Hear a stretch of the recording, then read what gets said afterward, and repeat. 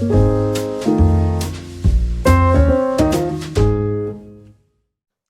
guys, welcome to another video. So in today's tutorial, we're going to show an awesome project which is called Semantica.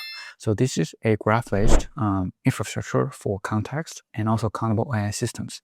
So when this converts a string to rich context and also it's graph-based so that agents can understand better and make better decisions. So if you look at the stars, they already get 8K stars. People think that this is a good project. And also if you look at the README, so they have provided example how this looks like. I will show you guys how to install it and how to run this later in this video. But as you can see here, so this is a very cool example of just showing you how this works by visualize it. And so if you look at the other sections of the README, so it shows you guys what the difference between the VectorDB and RAG approach and the difference between the Semantica and also the Plan memory approach. So this is very concrete to show that the Semantica is way better than the other traditional approach when you're retrieving context and also to understand the context. And if you look at the examples, the first example they gave is that how the context graph make decisions, right? So it's very important things that it comes down to making decisions based on context.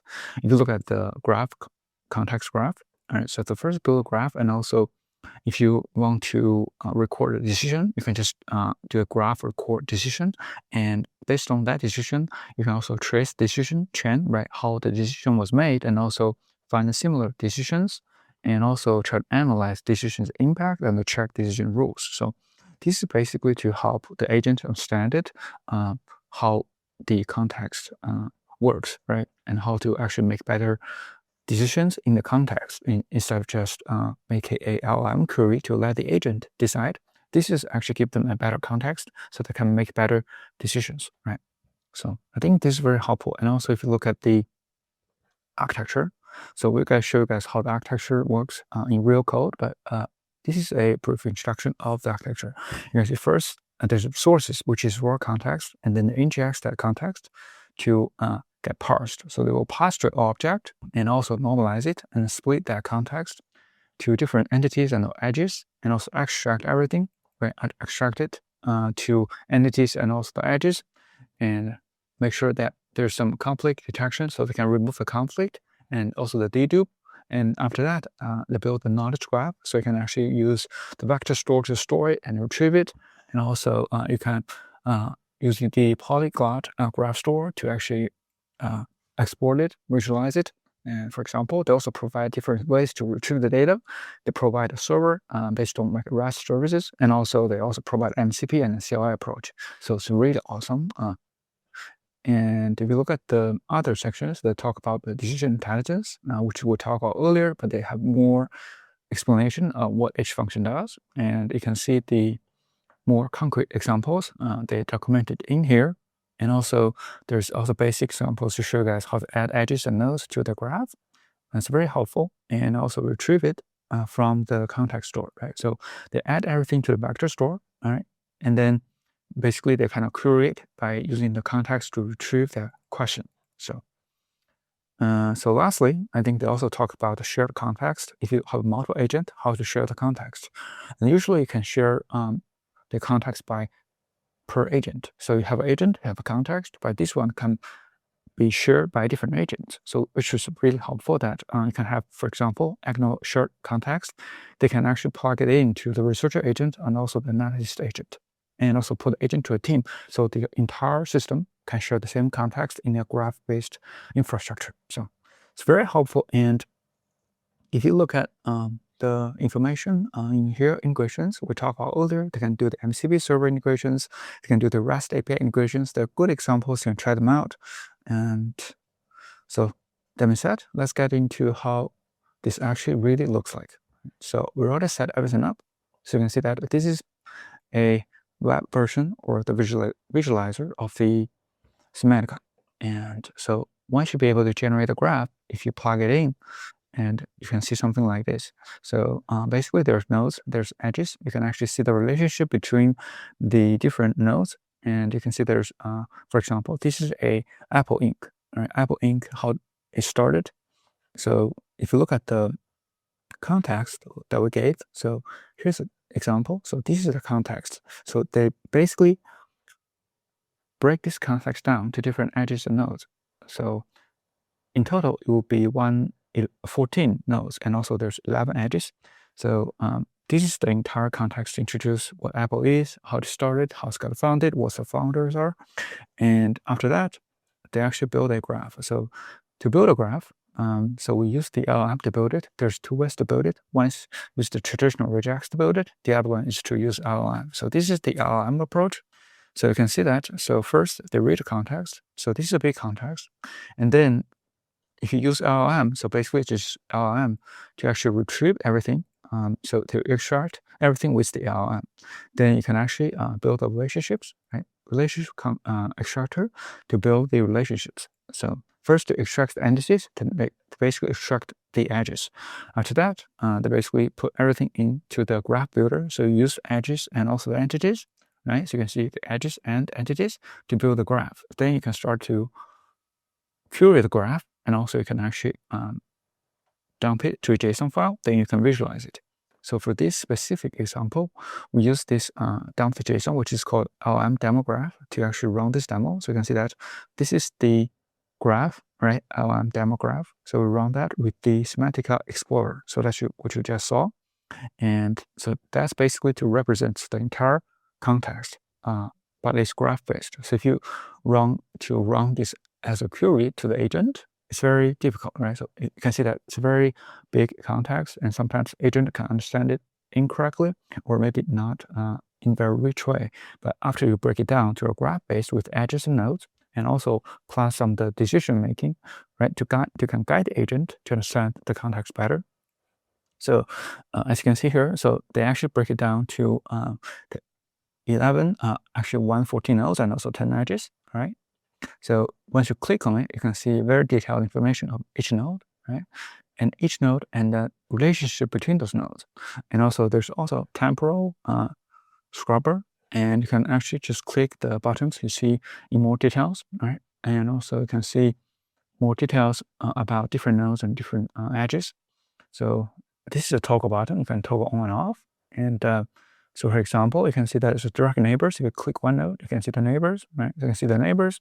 And for Apple and iPhone, we click the node, which is the 2007, right? So you can see that's actually connected to the iPhone and Apple. So you can see it right in this section, which is neighborhood section. And also there's temporal context. You can also see in the time sequence how actually it changes. So it's very cool, and it's really well structured. So, and you can also basically just click around it to actually run link prediction, right? So, and it's very convenient, and you can also search it. For example, if you search for Apple, they actually give you all the different nodes with the Apple in it, right? So there's Apple orientation concept. There's also Apple Park and Apple Silicon, for example. It's very easy to see like what nodes are related to the context, right? So you put in. So there's also Agile mode. We can see the Agile mode. And also there's heat map, and also the heat map, the structural, and also the semantic. So it's very rich. There's very rich features inside this visualizer. There's also group view. You can see it's actually a group view. And there's a full graph that we just saw. So there's different ways to talk around it to see different aspects of the context. So for analyze, if you actually have a decision tree, then they will actually be able to analyze it. So it's a little different. We'll show you guys later how they actually looks. But there's also decisions that we saw earlier. So if you actually create different decisions, they'll be showing up in here. So if you, let's say, for example, if you make different decisions, this is the LN example, right? So we'll show you guys the decision example. For example, like if you run a decision to visualize the decision. So if you, let's say, for example, I want to visualize decision within the decision graph, right? You can just click and it will spin up the Explorer with this decision graph. So let's just wait a little bit to see how this looks like. So let's go back to that visualizer. Okay, let's refresh it.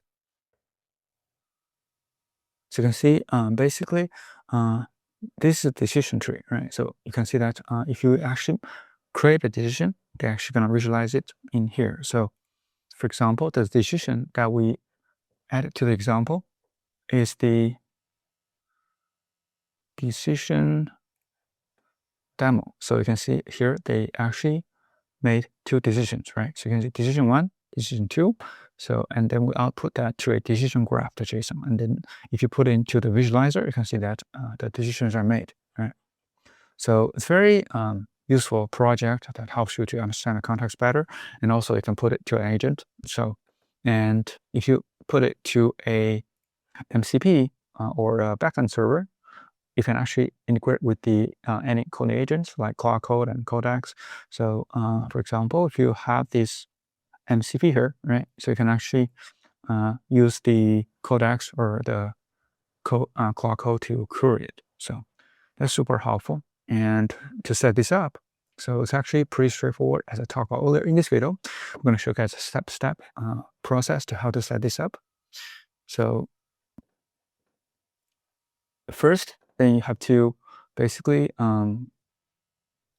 install the repo. So there's a example I added in here. So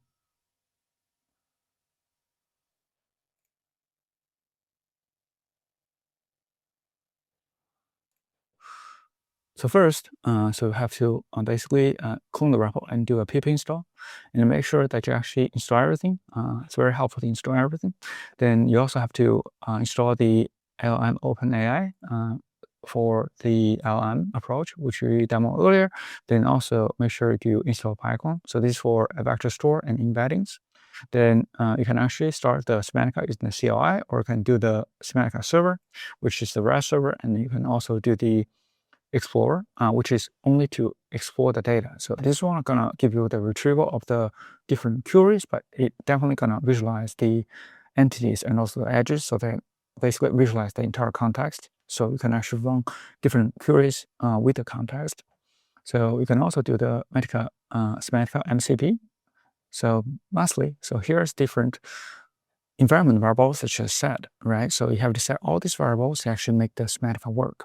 So for example, you have to set up the log origins and also the Explorer course origins if you want to set this up on a VPS. And also make sure you also get this Semantica API key allowed anonymous if you just want to test it. So this is set to false, but you can set to true.